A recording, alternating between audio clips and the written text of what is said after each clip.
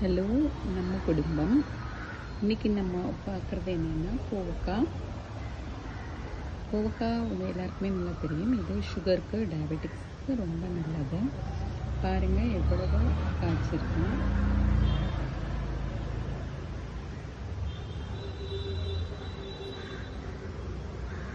நிறைய காய்கள் இருந்துக்கிட்டே தான் கொடுத்துக்கிட்டே தான் இருக்கும். இது ஆக்சுவலாக நான் இது வரைக்கும் ஒரு 2 kgக்கு மேலே எடுத்திருக்கேன். கொஞ்சமாக பறித்து கட் பண்ணி விட்டால் கூட திருப்பி இது காய்ச்சிக்கிட்டே இருக்கும். வளர்ந்து பாருங்கள், இது வரைக்குமே இதில் ஒரு 20 காய்க்கு மேலே இருக்கும்னு நான் நினைக்கிறேன்.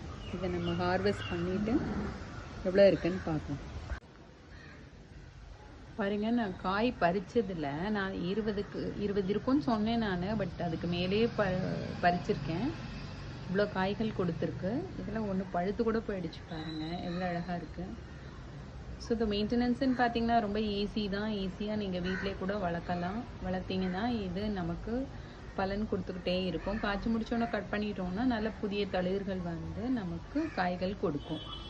ஸோ நீங்களும் உங்கள் வீட்டில் இந்த மாதிரி செடிகளை வளர்த்து அதோடைய பலனை நீங்கள் அனுபவிக்கும் போது ஒரு சந்தோஷத்தை பார்ப்பீங்க.